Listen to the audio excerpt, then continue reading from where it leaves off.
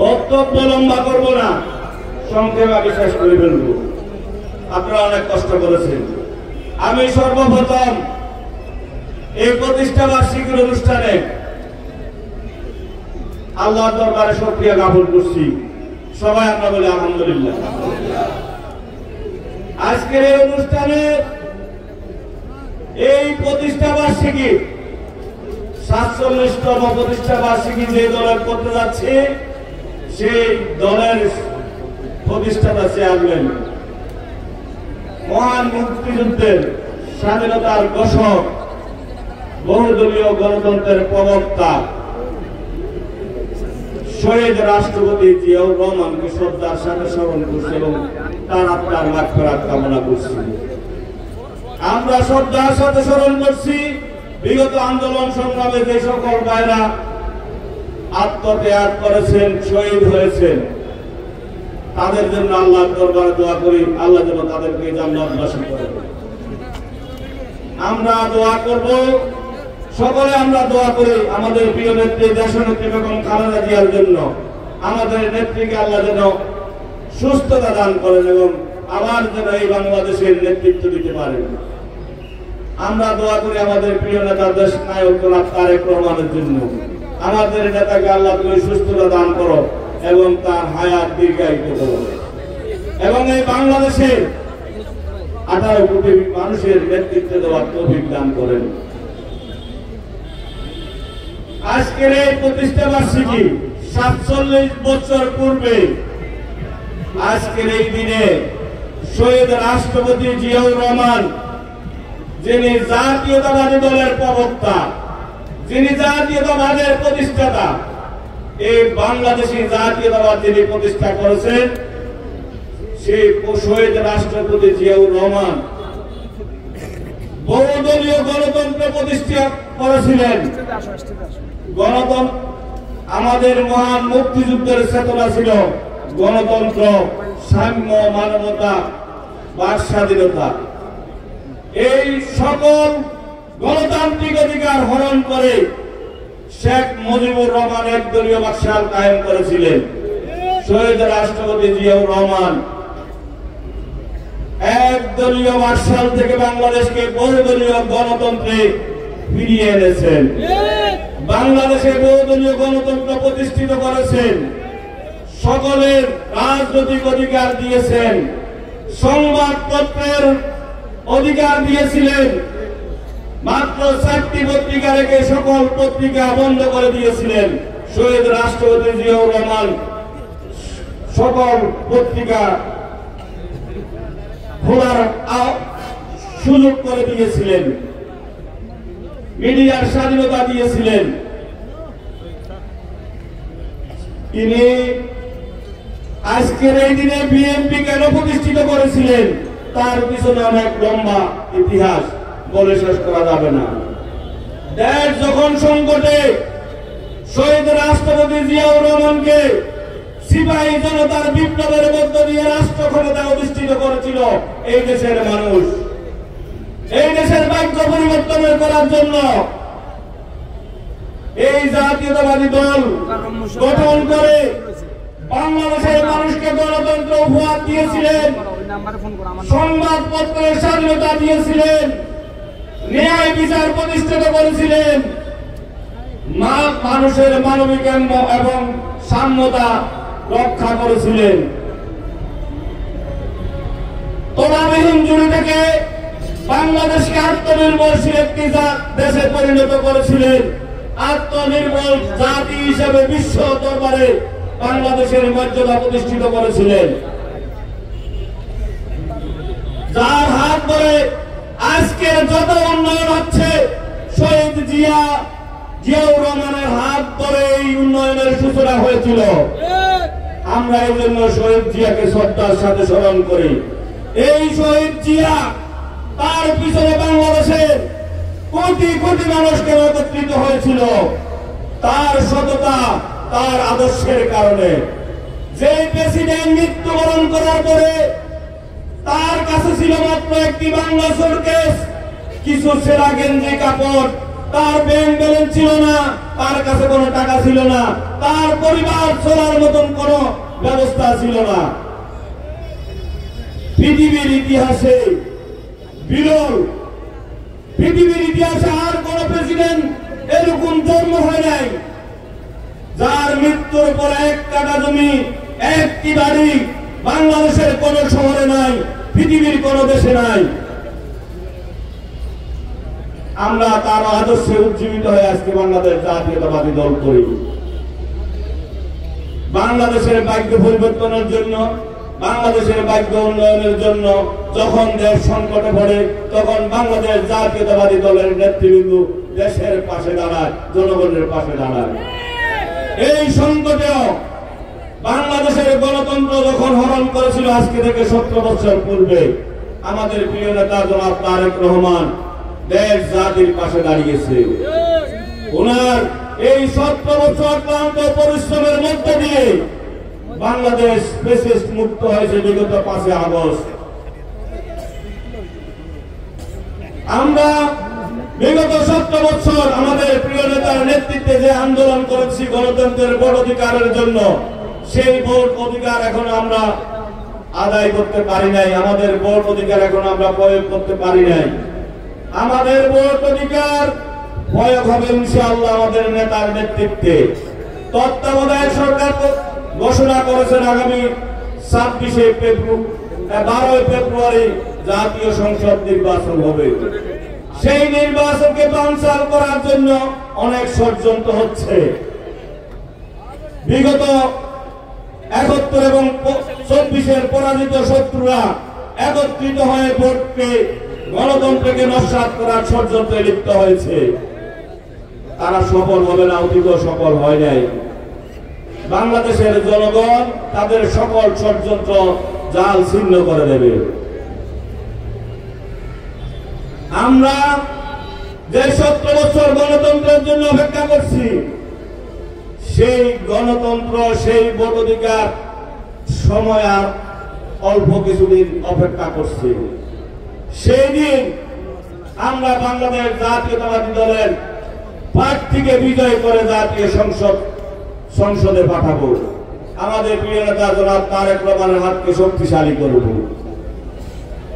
আমরা ইতিমধ্যে অনেক ষড়যন্ত্র দেখতে পাচ্ছি। যারা 86-তে ষড়যন্ত্র করেছে, যারা 86-তে ষড়যন্ত্র করে স্বৈরাচারের পক্ষে দালালি করে জাতীয় বেঈমান হিসেবে স্বীকৃতি নিয়ে জাতীয় সংসদে স্বৈরাচারের সাথে আঘাত করে স্বৈরাচারকে বৈধতা দিয়েছিল, সেই দলগুলো এখন আবার ষড়যন্ত্রে লিপ্ত হয়েছে। তারা জাতীয় পার্টিকে বন্ধ করে দিতে চায়, জাতীয় পার্টিকে ব্যান করে দিতে চায়। এটা জাতীয় পার্টিকে ব্যান করার জন্য বাংলাদেশ জাতীয়তাবাদী দলের কোন বিরোধিতা নেই, বাংলাদেশ জাতীয়তাবাদী দলের কোন প্রস্তাবনা নেই। তোমরা তাদের সাথে আঘাত করেছিল 86-তে, জাতির কাছে বেঈমান হয়েছিল, তখন এই স্বৈরাচারের সাথে তোমরা মজা নিয়েছ। আজকে স্বৈরাচারকে কেন তোমরা ব্যান করার প্রস্তাব রাখছো? না হলে নির্বাচন করবা না। তোমাদের যে সাত বিরোধী দলীয় নেতা হওয়া, সরকারি দলের নেতা হওয়ার কোন সুযোগ তোমাদের বাংলাদেশের মাটিতে হবে না, হবে না। বিরোধী দলীয় নেতা হওয়ার সুযোগ নেই। বিরোধী দলীয় নেতা হওয়ার নিশ্চিত করার জন্য তোমরা ষড়যন্ত্রে মেতে উঠেছ। এই ষড়যন্ত্র সফল হবে না। আমি বক্তব্য দীর্ঘায়িত না করে আমি আমার বিরোধী দিয়ে একটি কথা বলে আমরা আমার বক্তব্য শেষ করব। এই 5 তারিখের পরে মিরসরাইতে পতিত স্বৈরাচারের পতনের পরে এই অরাজক একটা মিরসরাইতে, নেতৃত্বহীন একটি মিরসরাইতে মানুষের যেখানে জানমালের নিরাপত্তা ছিল না, ব্যবসা বাণিজ্যের নিরাপত্তা ছিল না, সেই মিরসরাইতে আমাদের প্রিয় নেতৃবৃন্দর নেতৃত্বে আমরা সকলে মিলে বাংলাদেশ জাতীয়তাবাদী দলের নেতৃত্বে সেই দিন এই মিরসরাই নেতৃত্বে আমরা এগিয়ে এসেছি। মানুষের জানমালের নিরাপত্তা দেওয়ার জন্য, মানুষের জীবনের নিরাপত্তা দেওয়ার জন্য, মানুষের ইজ্জত সম্মানের নিরাপত্তা দেওয়ার জন্য। আমরা কতটুকু পেরেছি জানি না। যেখানে প্রশাসন নেই, যেখানে আইন শৃঙ্খলা বাহিনী নেই, সিভিল প্রশাসন নেই, চেয়ারম্যান নেই, মেম্বার নেই, উপজেলা চেয়ারম্যান নেই, মেয়র নেই, বলতে গেলে প্রশাসন কিচ্ছু নেই। এই বাংলা পতিত একটি দেশের দায়িত্ব আমরা নিয়েছিলাম। নেওয়ার পরে আমরা আমাদের সাধ্যের মধ্যে চেষ্টা করেছি মানুষকে ভালো রাখার জন্য। কতটুকু পেরেছি জানি না, সেটার দায়িত্ব জনগণের উপর ছেড়ে দিলাম। আমি সম্পূর্ণভাবে নিয়ন্ত্রণ করার মতন সেই ক্ষমতা আমার ছিল না, কারণ রাষ্ট্রের কোন দায়িত্ব আমার নেই। আমার ছিল না কোন সাংগঠনিক দায়িত্ব, আমি সাংগঠনিকভাবে কোন অপরাধের বিরুদ্ধে ব্যবস্থা নেওয়ার। আমি যখন দেখেছি কোন অপরাধ, যেখানে শুনেছি অপরাধ, আমি সেখানে এগিয়ে গিয়েছি মানুষের নিরাপত্তা দেওয়ার জন্য। আমি কতটুকু পেরেছি সেই বিচার আপনারা করবেন। আমি সাংগঠনিক দায়িত্বে যখন তারা যারা ছিল তখন তাদেরকে অনুরোধ করেছি যারা শৃঙ্খলা, দলীয় শৃঙ্খলা পরিবন্ধী কাজ করছে তাদের বিরুদ্ধে সাংগঠনিক ব্যবস্থা নেওয়ার জন্য। কিন্তু তখনকার যারা দায়িত্ব ছিলেন তারা কোনো ব্যবস্থা নেন নাই। আমরা আইন শৃঙ্খলার বাহিনীর হাতে তুলে দেওয়ার জন্য যারা অপরাধ করছে, ছিল না দেশে কোনো আইন শৃঙ্খলা বাহিনী। শুধুমাত্র ভালোবাসার মধ্য দিয়ে আমাদের সকল নেতা কর্মীদেরকে অনুরোধ করে সকল জায়গায় শান্তি শৃঙ্খলা স্থিতিশীলতা বজায় রাখার জন্য আমরা চেষ্টা করেছি। আমরা ইনশাআল্লাহ অনেকটুকু পেরেছি। আমি এরপরে আমাদেরকে শুরু হয়েছে একটি কুচক্রী মহল। যখন তারা এই মিলস্বরার যারা বিগত সময় রাষ্ট্র ক্ষমতা বিএনপি ঢাকা অবস্থায় নেতৃত্ব দিয়েছে, তারা যখন তাদের বিগত সময়ের ন্যায় চুরি ডাকাতি করতে পারে নাই, তখন তারা আমাদের বিরুদ্ধে ষড়যন্ত্র লিপ্ত হয়েছে। ষড়যন্ত্রের অংশ হিসেবে তারা বিভিন্নভাবে ভুল বুঝিয়ে আমাদের জনপ্রিয় নেতৃবৃন্দকে বহিষ্কার করেছে। বহিষ্কার আমার জীবনে নতুন কিছু নয়, বহিষ্কার অতীত আমাকে করেছে। যখন আমার নেত্রী জেনেছে আমাকে বহিষ্কার করেছে, সাথে সাথে আমার বহিষ্কারাদেশ প্রত্যাহার করে আমাকে উপজেলা চেয়ারম্যানের নমিনেশন দিয়েছে। এখন আবার নতুন করে ষড়যন্ত্র করেছে আমাকে জাতীয় সংসদ নির্বাচনের প্রার্থী থেকে বিরত রাখার জন্য। তারা যেই ষড়যন্ত্র করেছে, ষড়যন্ত্র করে আমাকে জনগণ থেকে বিএনপি থেকে বিচ্ছিন্ন করে দেওয়ার জন্য, সেই ষড়যন্ত্র কি সফল হয়েছে? সেই ষড়যন্ত্র সফল হবে? তাদের নেতৃত্বে কি বিএনপি ঐক্যবদ্ধ হবে? বিএনপি কাদের নেতৃত্বে বিরোধী ঐক্যবদ্ধ আপনারা প্রমাণ করে দিয়েছেন। আমার প্রিয় নেতা জনাব তারেক রহমান তাদের বিরক্তির কারণে, তারা বারবার অভিযোগ দেওয়ার কারণে বিরক্ত হয়ে বলেছে, যাও তোমাদেরকে বিরোধী দিলাম, চেয়ারম্যানকে আমি বহিষ্কার করলাম, দেখি তোমরা বিরোধী কি করতে পারো। তোমাদেরকে মাত্র একটি পরীক্ষা দিয়েছে। আমার নেতা যে পরীক্ষা দিয়েছে তোমাদেরকে, আমাকে বহিষ্কার করে বিএনপির দায়িত্ব তোমাদের কাঁধে তুলে দিয়েছে। সেই পরীক্ষা কি তোমরা পাস করেছো? সেই পরীক্ষায় তোমরা ফেল করেছো। বিএনপির মতো জনপ্রিয় দল তোমাদের কাঁধে নেওয়ার মতো শক্তি তোমাদের কাছে নেই। বিএনপির মতো জনপ্রিয় দলের দায়িত্ব তোমাদের কাঁধে নেওয়ার মতন সাহস তোমাদের নেই। তোমরা পারো নাই, ফেল করেছ। আমার প্রিয় নেতা ইতিমধ্যে সিদ্ধান্ত নিয়ে রাখছে, শুধু সময়ের ব্যাপার, যেই কোন সময় ঘোষণা আসবে নুরুল আমিন চেয়ারম্যানের বহিষ্কারাদেশ প্রত্যাহার করেছে। এটা শুধু সময়ের ব্যাপার। আমার নেতা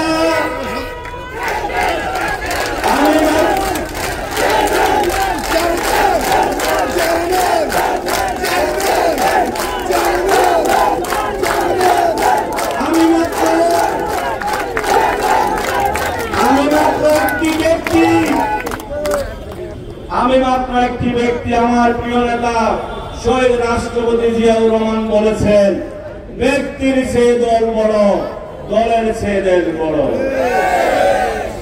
আমার নেতা যখন আমি নুরুল আমিন একটি ব্যক্তি হিসেবে আমাকে বহিষ্কার করেছে, আমি চিন্তা করেছি আমার কোনো দোষ নেই। তারপরেও আমার নেতা সিদ্ধান্ত নিয়েছে, আমি মনে করেছি দল ব্যক্তির চেয়ে দল বড়, আমি আমার নেতার সিদ্ধান্ত মেনে নিয়েছি, মাথা পেতে নিয়েছি আমার নেতার সিদ্ধান্ত। উনি যে সিদ্ধান্ত দিয়েছে নিশ্চয় আমার দলের স্বার্থে দিয়েছে। আমি আমার দলের নেতাকে সম্মান শ্রদ্ধা জানাই, এই বহিষ্কার করার জন্য ওনাকে ধন্যবাদ জানাই। নিশ্চয় উনি দলের স্বার্থে বহিষ্কার করেছে। উনি যখন বুঝেছেন, সিদ্ধান্ত নিয়ে রেখেছেন, সুতরাং তোমাদের খুশি হওয়ার কিছু নেই। তোমরা আওয়ামী লীগ থেকে বিএনপিতে প্রার্থী ভাড়া করে আনার ষড়যন্ত্রে লিপ্ত হয়েছ। তোমাদের সেই ষড়যন্ত্র সম্পর্কে আমার নেতা অবগত আছেন। বিগত সময়ও তোমরা অনেক ষড়যন্ত্র করেছিল, সেই ষড়যন্ত্র সফল হয় নাই। আগামী দিনেও তোমরা সকলে তোমাদের যোগ্যতা নাই বিদায়, তোমাদের সেই ক্ষমতা নাই বিদায়, সাংগঠনিক শক্তি নাই বিদায়, তোমরা আওয়ামী লীগ থেকে বাড়াটিয়া আনার চেষ্টা করছো। সেই বাড়াটিয়াকে বীরশ্রয়বাসী গ্রহণ করবে না। বাড়াটিয়াদেরকে দেখেছে বীরশ্রয়বাসী, তারা দিন শেষে বিএনপি যখন বিপদে পড়ে, বিএনপিকে ফেলে রেখে তারা আওয়ামী লীগের সাথে একাকার হয়ে যায়। আমরা জিন্নাকে দেখেছি, বিএনপি যখন বিপদে পড়েছে এলডিপি গঠন করে বিএনপির বিরুদ্ধে ষড়যন্ত্র করেছে। আমরা দেখেছি প্রফেসর কামালকে নমিনেশন দেওয়ার পরে বিএনপি যখন বিপদে পড়েছে, বিএনপিকে ফেলে রেখে তার পরিবারকে আওয়ামী লীগে ভর্তি করে দিয়েছে, আওয়ামী লীগের সদস্য করে দিয়েছে। সেই পতিত বিএনপির সেই সকল পতিত নেতাদেরকে বীরশ্রয়বাসী আর গ্রহণ করবে না। আওয়ামী লীগের মুখোশ পরা আওয়ামী লীগের কোন নেতাকে বীরশ্রয়ের মাটিতে স্থান দেবে না বীরশ্রয়বাসী। সুতরাং তোমরা যদি আসো, এই বীরশ্রয়ের বিশৃঙ্খলা যদি হয়, সেই বিশৃঙ্খলার দায়িত্ব তোমাদেরকে নিতে হবে।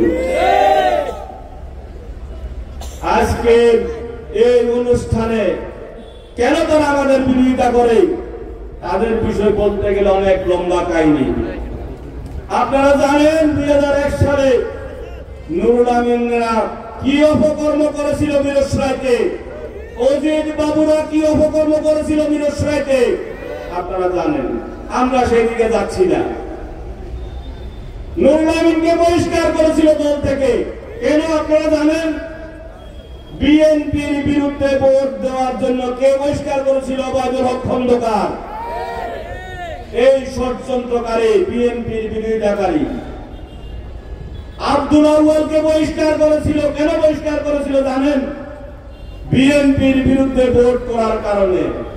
টেবিল মার্কা ভোট দিয়েছে, নৌকা মার্কা ভোট দিয়েছে আব্দুল আউয়ালকে, শাহিদুল ইসলাম চৌধুরীকে সেই জন্য বহিষ্কার করেছিল। জেনারেল খানকে দল থেকে বহিষ্কার করেছিল, কেন করেছিল? সংস্কারবাদের কারণে। দল যখন বিপদে পড়েছে, দলকে ফেলে রেখে সংস্কারে যোগ দিয়েছিলেন। এই প্রফেসর কামাল 2008 সালে যখন তাকে নমিনেশন দিয়েছে, তার জন্য আপনারা সকলে জান প্রাণ দিয়ে চেষ্টা করেছেন তাকে নির্বাচিত করার জন্য। আমরা কি সেদিন নির্বাচিত হয়েছিলাম না পরাজিত হয়েছি সেই কথা এখনো আমরা জানি না। প্রফেসর কামাল সাহেব, আপনার কাছে আমাদের প্রশ্ন, সেই দিন আসলে কি আমরা হেরেছিলাম? আপনার ভাই মহিউদ্দিন সাহেব, আপনার কাছে আমাদের প্রশ্ন, বিএনপি কি সেদিন হেরেছিল? প্রফেসর কামাল সাহেবের একমাত্র রাজনৈতিক উপদেষ্টা নুরুল আমিন সাহেব, আপনার কাছে আমাদের প্রশ্ন, সেই দিন কি বিএনপি হেরেছিল না আপনারা মোশাররফের সাথে আঘাত করে বিএনপিকে হারিয়ে দিয়েছিলেন? সেই প্রশ্নের উত্তর আমরা এখনো খুঁজে পাই নাই। আপনি যখন মিরসরাইতে আসবেন সেই প্রশ্নের উত্তর দিয়ে আসবেন। আমরা যতটুকু জানি 8 সালের সেই নির্বাচনে সারাদিন আমাদের নেতাকর্মীরা অনেক কষ্ট করে বিএনপির প্রার্থীকে নির্বাচিত করার জন্য ভোট কেন্দ্রে ভোটারদেরকে নিয়ে গিয়ে বিএনপির প্রার্থীকে ভোট দিয়েছিলেন। কিন্তু মিরসরাইতে যখন ভোট গণনা শুরু হয়েছে, মিরসরাইতে যখন ভোট গণনা শুরু হয়েছে, তখন আপনারা কেন মিরসরাই কন্ট্রোল রুমে ছিলেন না? আপনি প্রফেসর কামাল সাহেব প্রার্থী হিসেবে ভোট গণনা কেন্দ্রে আপনার থাকার দায়িত্ব ছিল। আমাদের পবিত্র আমানত আপনাকে দিয়েছিলাম, আপনি বুঝে নেওয়ার দায়িত্ব ছিল। আপনার ভাই মহিউদ্দিনের দায়িত্ব ছিল আমাদের সে আমানত বুঝে নেওয়ার। নুরুল আমিন, আপনার দায়িত্ব ছিল সে আমানত বুঝে নেওয়ার। কি সে আমানত বুঝে নিয়েছিল? তারা নেয় নাই। মোশাররফ বলেছিল, আমরা শুনেছি।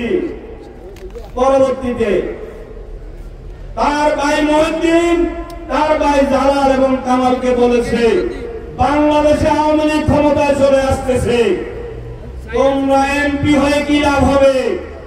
মিরসরাইটা আমাকে ছেড়ে দাও।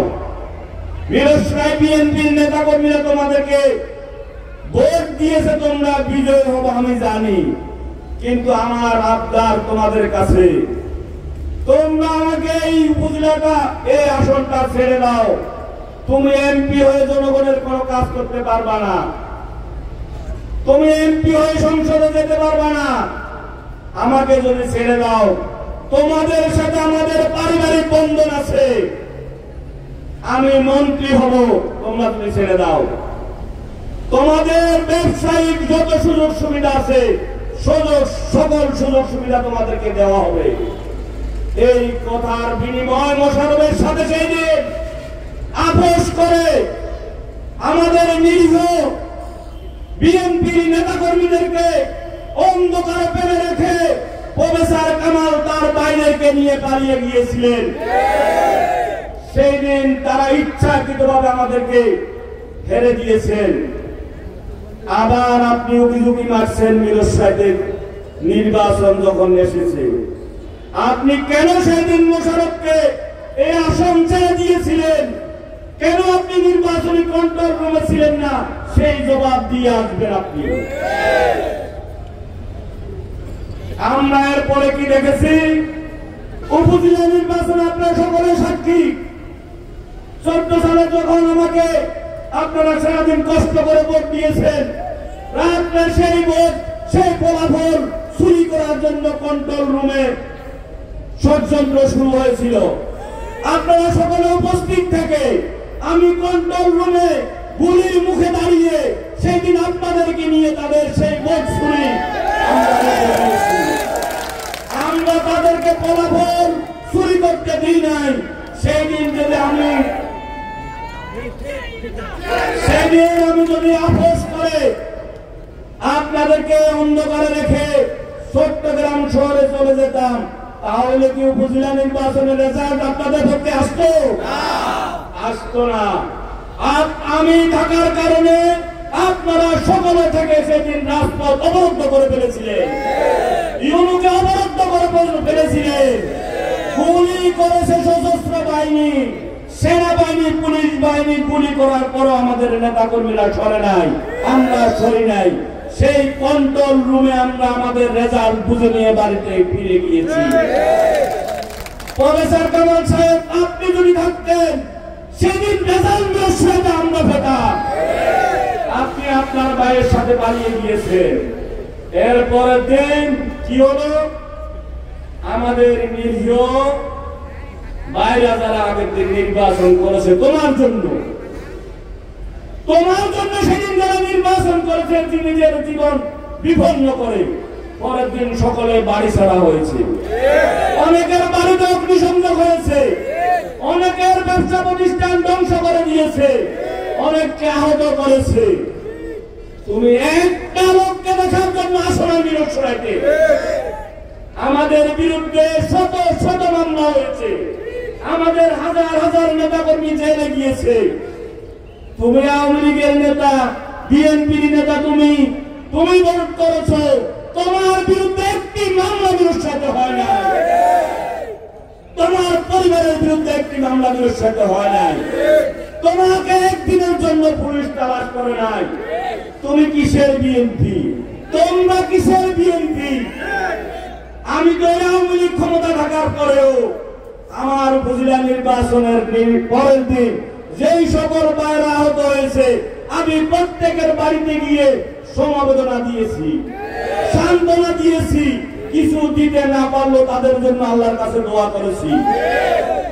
আর আমার এই নিরীহ ভাইরা বাড়ি ছাড়া হয়ে যখন চট্টগ্রাম শহরের আনাচে কানাচে পালিয়ে বেড়াচ্ছে, তোমার অফিসে তোমার দারোয়ান আমাদের নেতা কর্মীদেরকে উঠতে দেয় নাই। তোমরা জবাব দিবা কেন? তোমরা বিএনপিতে এসে আমাদের ক্ষতি করেছিল, আবার কেন আসার চেষ্টা করছো? সেই জবাব তোমাদেরকে দিতে হবে। আজকে যদি 5 তারিখ না হতো, তুমি কি বিএনপি করার জন্য আসতা মিরসরাইতে? আমরা বিএনপি করা লাগতো, আমাদেরকে জেল খাটতে হতো, আমাদেরকে জীবন দিতে হতো। তুমি তোমার পরিবার বিএনপি করার জন্য আসতো না, কারণ তুমি আওয়ামী লীগকে এই আসন উপহার দিয়ে তাদের সাথে সেদিন আঘাত করে ফেলেছিল। তোমার ভাইকে আওয়ামী লীগে ভর্তি করে দিয়েছিল। এইটাই বাংলাদেশ জাতীয়তাবাদী দল বারাডিয়াকে নির্বাচনে এনে এই উপহার পেয়েছে। জেল খান তার পরিবার, জেল খান মৃত্যুবরণ করেছে সংস্কারবাদী হিসাবে। আমাদের দলের কোন নেতা তার জানাজা পর্যন্ত যায় না। আর এখন দেখি তার পরিবারের পিছে 5 তারিখের পরে সেই ষড়যন্ত্রকারীরা, সুবিধাবাদীরা, সেই সংস্কারবাদী জেলেখানের ছেলের পিছনে দৌড়াদৌড়ি করে। আর মিয়া জেলেখান মিরসরাইতে জায়গা পায় নাই, জেলেখানের ছেলে ভাবে সংস্কারবাদীর জায়গা মিরসরাইতে হবে। তোমরা যারা ঘুরছো, তোমাদেরকে আমরা সংস্কারবাদী হিসাবে চিহ্নিত করব। এই কিছুদিন পূর্বে আব্দুল আউয়াল চৌধুরী, অনেকে বলে ভালো মানুষ, দুর্নীতির দায়ে রেড কিচেন থেকে তার চাকরি চলে গিয়েছে। এরাই দুর্নীতিবাজ। নুরুল আমিন এমন কোন অপকর্ম করে নাই ক্ষমতা থাকতে। এরাই বিএনপিকে ধ্বংস করে দিয়েছিল, এরাই ষড়যন্ত্র করেছিল বিএনপির বিরুদ্ধে। আজকে আমরা যখন বিএনপিকে আগলিয়ে রেখেছি, মানুষের জান মালের নিরাপত্তা দেওয়ার জন্য আমাদের কর্মীরা যখন এগিয়ে আসছে, তারা যখন চুরি চামারি করতে পারতেছে না, তারা আমাদের বিরুদ্ধে ষড়যন্ত্রে লিপ্ত হয়েছে। ওই নিউ মার্কেটের চোরদের মতন, পকেট মারদের মতন তারা হয়েছে। নিউ মার্কেটে একজনে চুরি করে পকেট মারে, আর 5 জন সাইড দিকে ঘুরে থাকে। যদি ধরা পড়ে, ওই যার পকেটে টাকা তাকে চোর বানায় ফেলে, তারা 5 জন সাধু হয়ে যায়। এই মিরসরাইতে তোমরা কাজ করছো, তোমরা পকেট মারার জন্য এসেছিলা। যখন ধরা পড়ে গিয়েছো, পকেট মারতে পারতেছো না, বাকিদেরকে তোমরা চোর বানানোর ষড়যন্ত্রে লিপ্ত হয়েছ। এটা বিএনপির বিরুদ্ধে ষড়যন্ত্র, এটা নট জাস্টিস।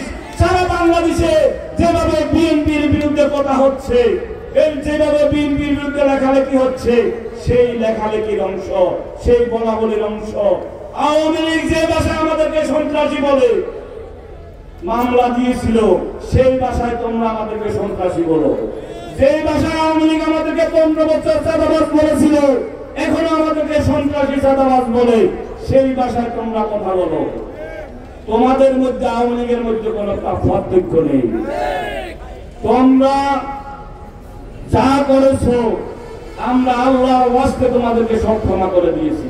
বিএনপির সাথে সকলকে ঐক্যবদ্ধ হওয়ার আহ্বান জানিয়েছিলাম, আজকে আবার তোমাদের সকলকে ঐক্যবদ্ধ হওয়ার আহ্বান জানাচ্ছি।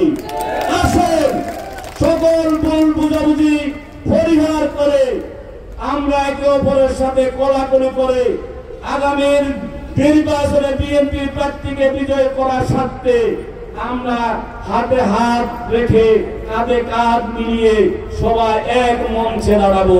তোমাদের নেতৃত্বে প্রয়োজনে আমি বিএনপি করব। আসো এক কাতারে, গ্রুপিং করিও না।